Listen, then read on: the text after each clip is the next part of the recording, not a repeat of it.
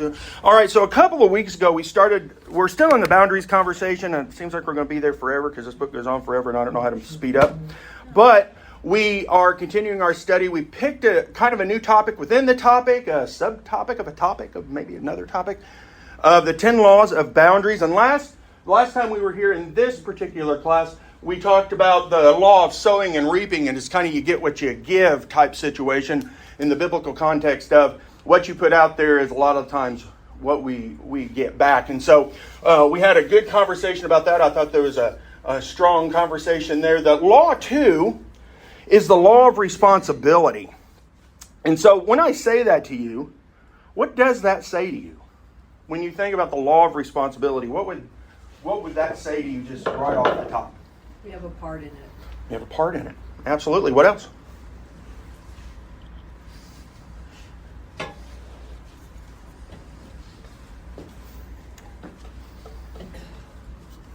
Nothing? Nobody?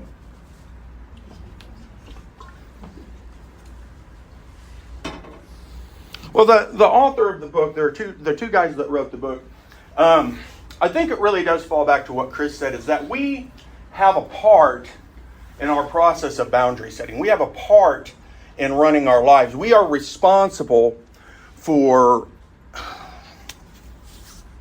ourselves. Right? How responsible can you honestly be for another person? Zero. Pretty much zero. Even with children, in most cases, there's only so far we can be responsible, right? Law says we're responsible for them, right? Says that you are responsible for the actions of your children, and then they tell you can't discipline them, you can't do nothing with them. But hey, you're still responsible for them. But we can only be responsible for so far, but that's really not even the kind of boundary responsibility that we're talking about, because that individual, that child, or the adult, or whoever it happens to be, is responsible for who? You're only responsible for yourself, right? And so let's read this just a little bit, what he writes here. He writes, many times when people hear a talk on boundaries and taking responsibility for our own lives, they say that is self-centered, we should love one another and deny ourselves, or they actually become selfish and self-centered, or they feel guilty when they do someone a favor. He states that these are all unbiblical views of responsibility. He says the law of responsibility includes loving others. First scripture on the board says the commandment to love is the entire law for Christians. Right? We're called to what? Love. Love each other. We're called to care about each other, right? Love is even more than caring about somebody, right? You know, I kind of argue that now. Yes, you're called to love everybody. Does that mean that you're always going to like everybody? Now you all got to talk back. This is an interactive class, right? You can't just sit there and stare at me because I'm uncomfortable with that, right? So, do we always like everybody? No. No, Jesus didn't like everybody. No. I don't know that Jesus liked everybody, right? Sometimes he didn't like who? That was probably all the time, right? He didn't like the Pharisees all of the time because they knew the law, they knew what they were supposed to do, yet they did what? Nothing. Sometimes they did the opposite. They tended to do what best served who? Themselves. Right? So it's sort of like politics in a little ways. Right? Oh, I'm going to go run for Congress. I'm going to become a senator or a House of Representatives. And then I'm going to go in there. I'm going to change the world for the better because I want to serve who? The people. What inevitably happens? They serve themselves. It turns that you kind of get used to what?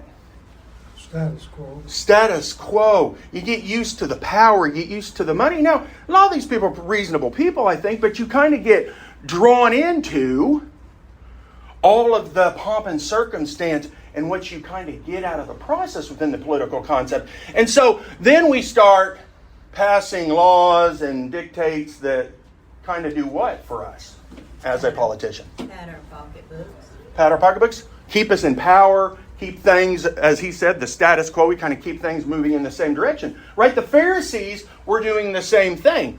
Right? They knew, and Jesus told them that. He called them out.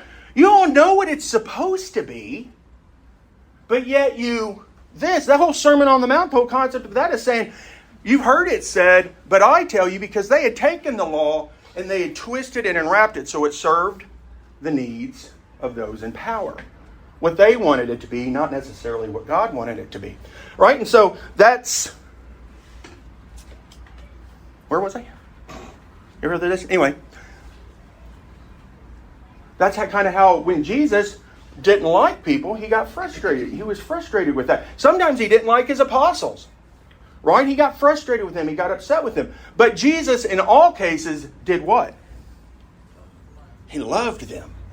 Right? Argumentatively. I may not like everybody, but I want to love everybody. And loving everybody means that, as we talked about way at the beginning of this conversation on boundaries, to love somebody means that we set boundaries. We set what we allow them to do to us. We set what we allow ourselves to do to them. We have a responsibility in there. Jesus calls it my commandment. Love each other as I have loved you. John 15, verse 12. Did I put that one up there? No, I didn't put that one up there. Anytime you are not loving others, you are not taking full responsibility for yourself. You have disowned your heart. So what does he mean by not loving? In the context of boundaries, what would it mean to not love somebody? What do you think? Maybe you're not holding them accountable. I would agree with that. Right? You could also say, I'm not holding myself accountable. Because if I love somebody, I want to try to treat them how? How you love yourself. Right? Love do unto others as? But in their best interest. Right. Right? We've gone through this several times. Why do we discipline children? Because I just like to beat them. Right? Is that what it is? I just like, well, there are some people. Anyway. But why do we discipline children? Because we want what? I want them to be good humans, or they want, and We- especially who Christ wants them to be. Yes, we want them to be the best. I argue it with clients all the time. My job is to help that client be, especially I work with a lot of children, to be the best that they can possibly be. That's my job, is to help them get to be the best that they can be. Right? If I love somebody, I want them to be the best that they can possibly be within the context of faith. Right? In context of what God wants, what Jesus taught. Right? That's what I want for somebody. Is that not true?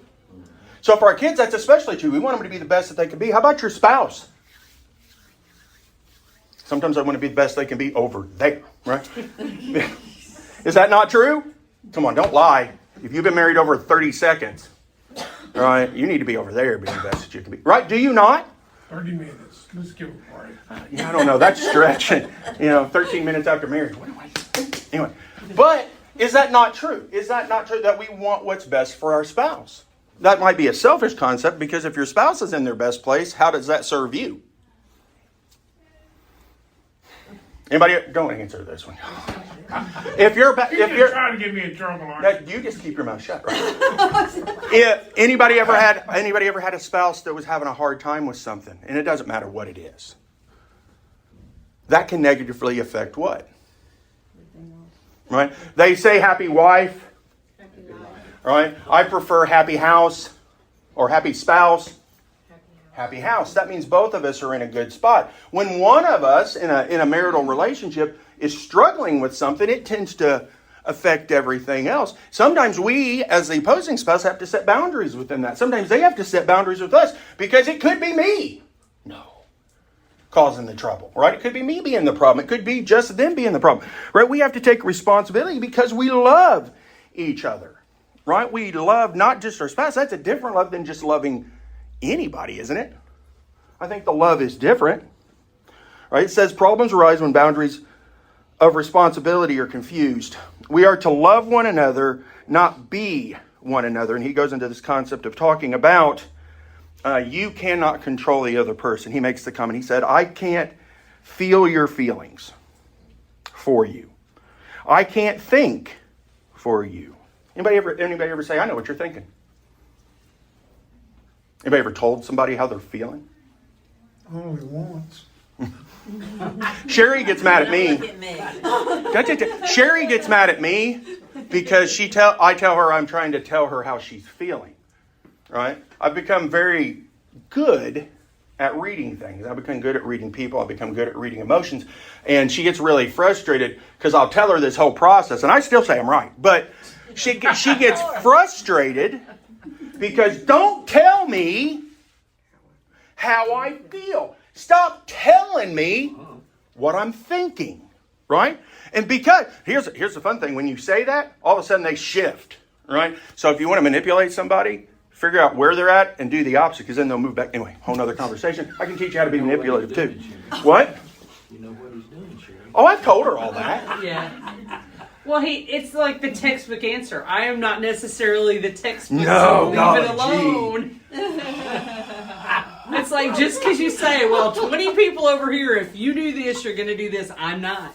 Don't tell me I am. I'll do the opposite. My favorite thing to do is when Just aggravate. my favorite thing to do to her when she would get mad at the kids, because she can get kind of feisty, is I would focus her anger from wherever it was going to me. So I would shift it to me because I don't care, right? Whatever. But she's like, stop doing that, right? Because she wants to be mad at that person. And then I've shifted it onto me so she doesn't take it out on the other person or other situations. Then I'm stealing her right to be who she is, right? Is that not the argument? And so he says here, we cannot be another person. I can't feel your feelings for you. I can't think for you. I can't behave for you. I can't work through the disappointment that limits bring for you. He says, in short, I can't grow for you, only you can.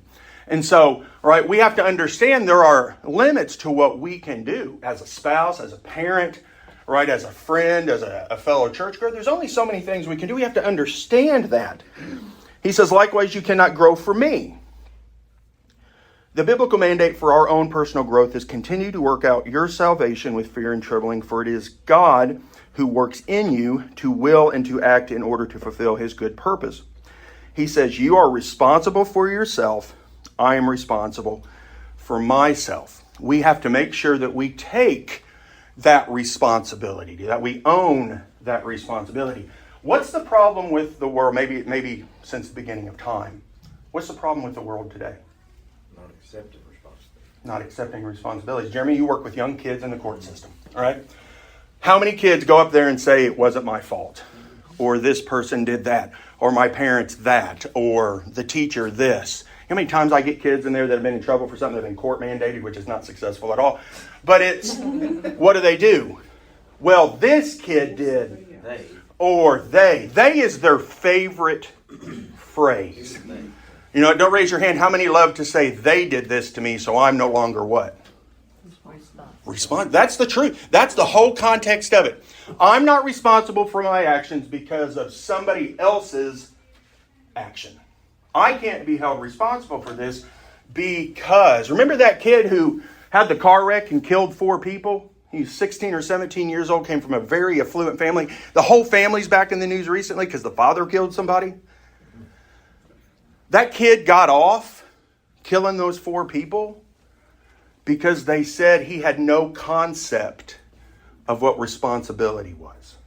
He did not understand how his actions affected other people because of the life he had grown up in. His parents had sheltered and shielded and solved every single one of his problems so that he had no concept that what he did affected other people. That really makes me so angry. Because what did we just do? What did the courts do with that? Or maybe the jury. Well, maybe. I'm thinking, Yeah. if that had been a black kid in the projects, he would still be in jail with no chance to get out. You know, it depends on who you are and to a degree, what color you are. In that particular situation, they said it was because of his affluent lifestyle. Because he was rich. Right? Effectively took away his responsibility for what? For his actions. For his actions. I hope But the it- but family of it's- those 4 people sued him for monetary Oh, damages. they wrote checks, right? But still, this kid was out wandering around and no concept of his responsibility, right? When you lawnmower parenting, helicopter parenting. Anybody ever heard of it? Right? We've talked about it. Helicopter parenting, taking care of everything for them. Lawnmower parenting, removing all of the obstacles in their path. When you do that, parents, to your children, you take away their ability to what? Problem solve. They don't have to take responsibility for it because who will solve it for them? But this is what they were doing across society. Mm-hmm. And it's not just affluent, it's turned around the other way. Oh, well, they're poor, so therefore they have a right to break in and steal or destroy or whatever. It's Baltimore's mayor or whatever it was said, we need to understand their frustration and allow them to destroy a few things. Oh, that's crazy. That's what she no, said. but this is During the riot periods we had a few years if you ago. start discussing this with people outside of Some of hers, but Yeah, it didn't happen. it will change. you start discussing with people outside our Mm-hmm. community, you find out this is the accepted fact that they blame society. Mm-hmm. It's not, I made the comments about my vehicle being stolen. Well, maybe somebody needs it worse than you. Never mind that I'm sitting there without a truck now. But, I mean, it's just, this is society's, we've come to this point in place where It's it's, a big mess. and they totally, honestly, believe it to the point that they think we're wrong for expecting somebody to have their own boundaries, and that it's at a point in time that you're the wrong person. You're in the wrong. I mean, it's really. I'm surprised how. I thought this was just a certain percentage. I'm finding out the more I travel, is becoming the majority of people. The problem, I think, what I see, is it's not that we don't think people should have boundaries. What's coming out most recently is, and see if y'all agree with me, that it's wrong for me to have a boundary against somebody else. It's not okay for me to think it's wrong for this person to steal my truck. I shouldn't be angry about that. I shouldn't be mad about that. I should have compassion for the pitiful plight of the person who stole my truck. Right? How many of you have ever lost a Bible and thought somebody took it? And then what is the first thing you say? Well, if they needed Jesus' word more than I did, they can have it. Aren't we making an excuse for their behavior? I want my Bible back. Right? But it just bothers me. But I suppose, if they need the Bible more than Well, and it's not just, it's not just that. Take it a little further. It's that we can't set a boundary against something we think is wrong, period. It's not just stealing my stuff. It's, if something is evil and we are against it, we are wrong for thinking that way in today's society. Not being compassionate or loving or any of those things. Christianity as a moral context is wrong in today's society. Right. Anybody disagree? But no, I'm not saying that's true. I'm just saying that's what culture is trying to say. Your antiquated beliefs based on a book that can be proved false, is wrong. You should not believe that way. Why are you letting people from 2,000, 2,500 years ago dictate to you how you live your life? You are wrong to have those rules. But they'll pat you on the head if you're believing the Hindu way and have 1 billion gods and give sacrifices or give food offerings to rats and all that kind of stuff. That's okay. Why do we think that is? I think they're threatened. Why? What is the only religion that has not changed since its inception? Christianity. You can go back to the beginning of time, no matter whether you add the Apocrypha or whatever to the Bible and read through those books. Christianity, as a constant, has not changed. The Muslims, Islam has changed. Mormonism changes. The Catholic Church changes. The Methodist Church changes. The Baptist Church changes.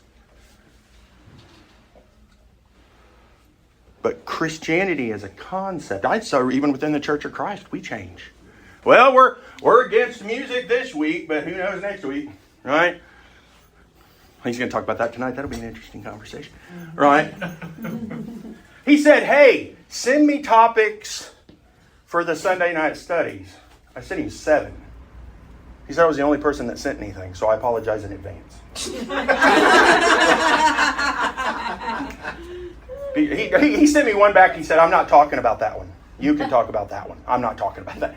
And so because, I deal with all kinds of people and all kinds of backgrounds and all kinds of beliefs and cultures and lifestyles. I talk with lots of different people about lots of different things. And I get lots of questions about faith and religion and whatnot. And so when I hear consistent conversations, that pops into my brain. I start researching it a little bit more. And so I threw them at him and said, good luck with that.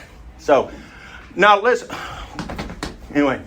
So, I wrote this little word up here called garden, just to remind myself. That's garden. Yeah, I was. Hey, it's not meant for you people, it's meant for me. I see it. Others control. Looks like theirs. I didn't know what it was. And it's not me this time.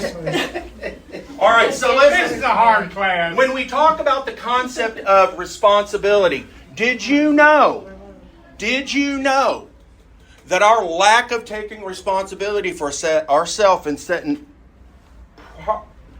proper boundaries goes all the way back to the Garden of Eden? The serpent. Hey, how you doing? Good. Hey, eat anything you want. Hey, you said we shouldn't eat this tree. Well, why did you say you couldn't eat that tree? Well, we'll die. Well, you won't die. You'll become like God. So she chows on the tree, right? Then she hands it to the husband, Adam, if he was the husband. I don't know if he was. He ate of the tree. Then God shows up. They're all embarrassed because they're naked. They hide. Who told you that you were naked? And generally he asks them to eat of the tree. Yes, and what's the first thing that happens? It's the very first thing. Adam blamed Eve. This woman you gave me. This woman, now husbands, refer to your wife like that this afternoon and see if you don't get dotted, right? She's going to dot your eye a little bit, right? This woman you gave me. Where did Adam ultimately put the responsibility for the failure of eating the apple? God. On God. The audacity to blame God. Do you know what the common process is for people who try to defend an errant lifestyle and still claim Christianity is? God made me this way. Yeah. So whose fault is it that they live a life of sin? They're trying to say God. They're trying to say God. We don't take responsibility for ourselves. From the beginning of time till today, humanity refuses to accept their responsibility. The writers of this are saying we have to take responsibility for ourselves to truly live out what God wants us to be, the life He has directed for us. All right, next week, the law of power. I'll see you next week. You'll have a great week.